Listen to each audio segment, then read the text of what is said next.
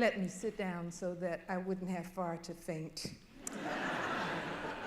I've been invited to share with you the story of one of Nashville's hidden treasures, an element in our city that some feel has been kept a secret, although I know better. I will speak to you about the Alfred Stieglitz Collection at Fisk University and about my family's very first close ties. I will tell you of my mother's appointment as the first worker at the Carl Van Vechten Gallery, where this gift was given its southern home. Georgia O'Keeffe is a woman that I will speak about because she gives us this gift. This is one of the most significant art groupings in the country, especially in the South, with works of amazing European and American modernistic art and the artist. The art comes from a collection that began with paintings from 1866 to 1944, ending with Georgia O'Keeffe's Flying Backbone, which is one of my favorites. Now, I'm going to tell you about my mother, Miss Pearl. I'm going to quote Dr. Ellen Collins, Professor Emeritus at Fisk University. The romance of the Pearl Creswell story is an inspiration. Her commitment to her alma mater and the Nashville community as the interpreter of the artistic climate at the university and in the city via the Carl Van Vechten Gallery of Fine Arts, that was Charles S. Johnson's creation in 1949, is the definition of the soul of an American, an African-American woman in action, fostering communication of the best in humankind for the common good. Fisk University opened in 1866 for the education of freedmen after the emancipation. By the 1940s, Fisk was at its height of glory. In 1947, Charles S. Johnson became the first Black president of the university. He was an outstanding sociologist who brought with him from New York City the influences of the Harlem Renaissance, where he had known Carl Van Vechten, a writer, a photographer, and an art connoisseur. Van Vechten was the connection to Georgia O'Keeffe and Fisk University.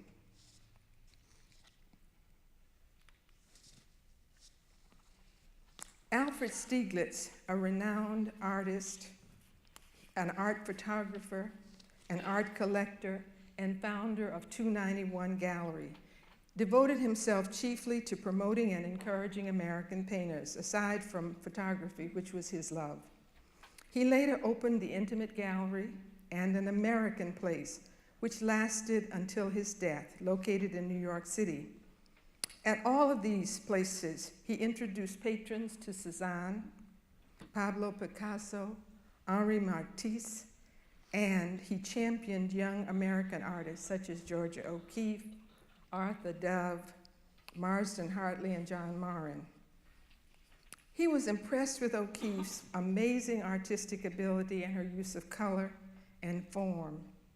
He promoted and he supported her, becoming her mentor and her friend. They later married in 1924. At his death, she became his executrix, determining the division of his vast collection, over 800 paintings, sculpture, and African artifacts, as well as photography.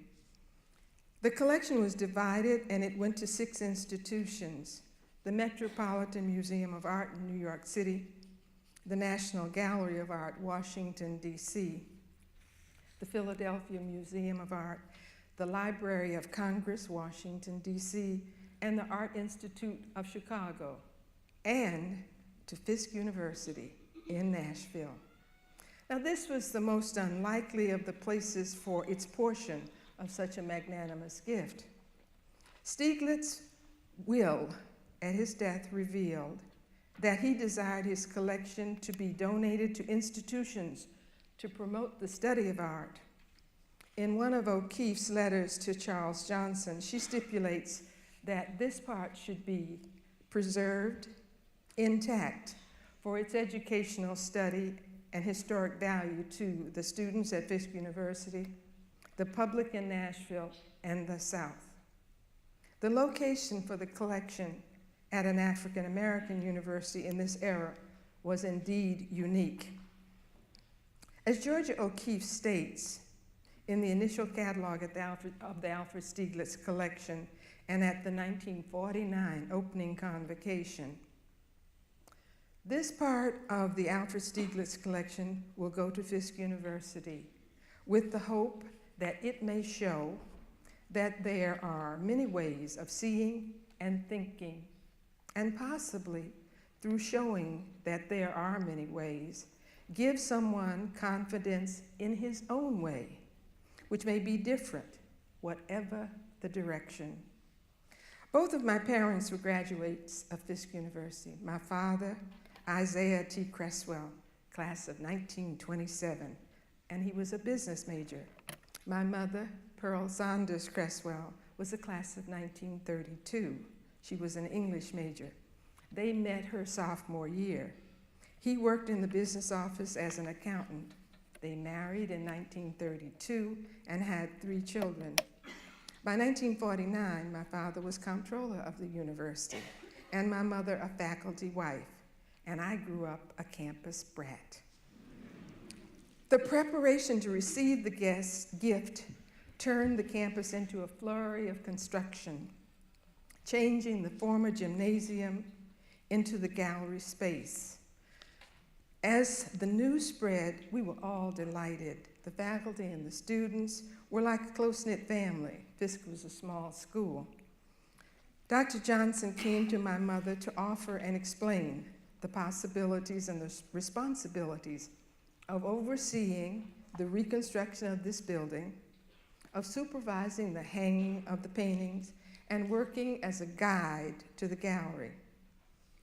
The summer of 1949 had been a difficult one for the family with a tragic death, and he thought that my mother would be exactly the right person for the Carl Van Vechten as a manager and an interpreter, and she was. In the late fall, now I'm supposed to push this, I think. That's my mother. In the late fall, when the conversion from the gymnasium to the art center was complete, that's Charles Johnson. Georgia O'Keeffe came to supervise the hanging. She was there every day to tell the workers what to do. My mother would report the antics of this famous artist. She interacted with students a lot. She talked a lot. She did what she needed to do, and she told us what to do. The lighting had to be changed, the panel walls had to be moved, even the paint needed to be brighter. Ms. O'Keeffe stayed with at the president's home and shared meals with his family. As a young girl, I was 13 years old then, she appeared mightily intimidating, always dressed in black, and she rarely smiled. A powerful little woman who wanted things done the way she said they should be done. It was very important for her to feel that the gallery was put in place in the way that Stieglitz had set his up in New York. Yet, after about 2 weeks, everything was in place and the opening convocation ceremony happened. She spoke with the students of her expectations of what the gift would mean to them, to the faculty, and the community. That's the hanging and the supervising that she did. Next came the job for Pearl Creswell as interpreter, caretaker, protector, organizer, and presenter to the Nashville community of the 101 modern American and European art pieces.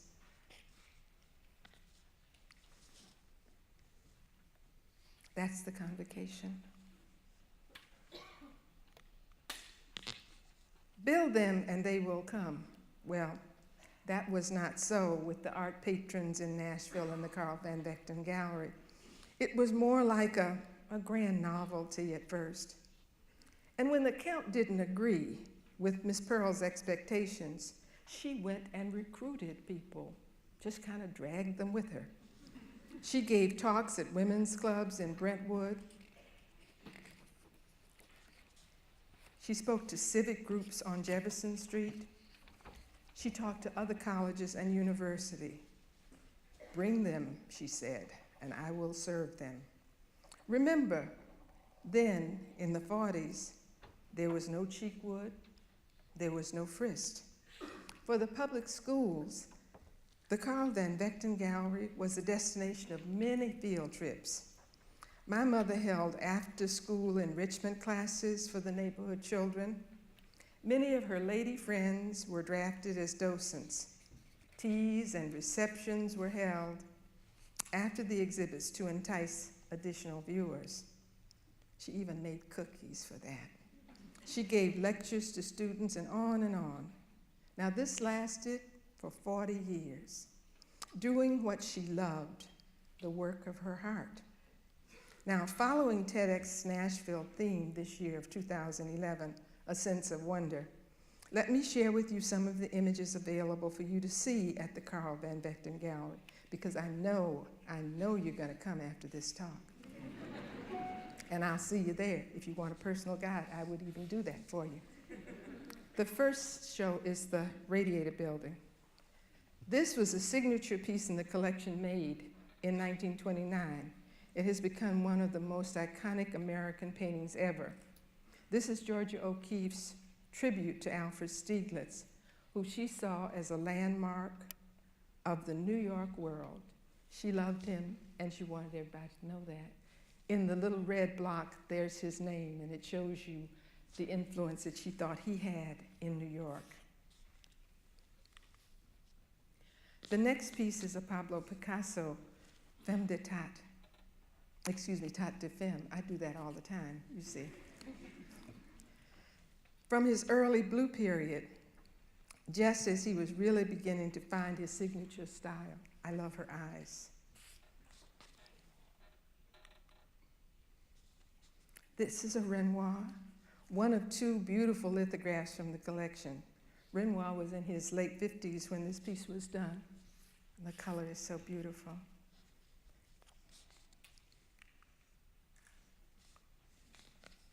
This is a Severini. It's Femme l'Enfant, Italian futurist, done in 1916. Stieglitz showed this painting in a solo exhibit in 1917 at his gallery 291 in New York City. The Cubistic Madonna, it always made me think. And here you have Georgia O'Keeffe's The Flying Backbone. This is a classic O'Keeffe piece. It was from her days when she lived in New Mexico. As I've said to you, Alfred Stieglitz was a photographer, and in the day that he began to do his photography, he worked with the photogravure. This piece was done in 1892. It was designed for a poster.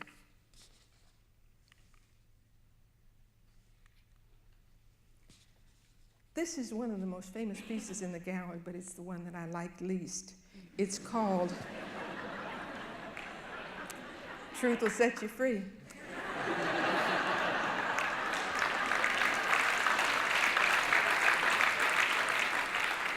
This is done by Marsden Hartley. It's called Painting Number 3. So Hartley saw Stieglitz as a surrogate father, and they remained close friends with him until his death, until Hartley's death. This image came from a series made in honor of Karl von Freiberg, a German soldier whom Hartley was in love with. And I think of all the pieces, this is my favorite. It's done by a person named Stanton MacDonald Wright, and it's called Spring Synchrony. It was done in 1918. And it's a beautiful example of the New Synchronism movement. Images of a woman sitting down, rising, and then sitting back again. And you can see it as it goes up. There's one piece, there's one position, and there's a third. So sits, rises, sits again. The painting was done to express the movement and the rhythm and it shows it's done with music as a great influence. This again is something that other people like, but not me. It's done by a famous artist called Marsden, and it's called Lobster Smack. It's a watercolor, and it was done in 1922. I chose to show you this because it was something that you should see. It's called Girl in the Red Dress. It's an oil on panels. Charles Demuth, the Calla Lilies, which is one of my favorites. Demuth's painting that really is a portrait, as he says, of Georgia O'Keeffe. It's one of a series of portraits using inanimate objects to represent people among his circle of friends. To me, one of the most interesting things in 1949 was that amidst this collection were some wonderful African artifacts. Stieglitz, like Picasso, was intrigued by these pieces, and they were a part of the collection that was sent to Fisk. That is the signature logo of the Fisk galleries. Now, I told you a story.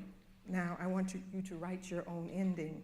I again invite you to go to see the collection at Fisk University and to enjoy the gift. And I'll even take you around.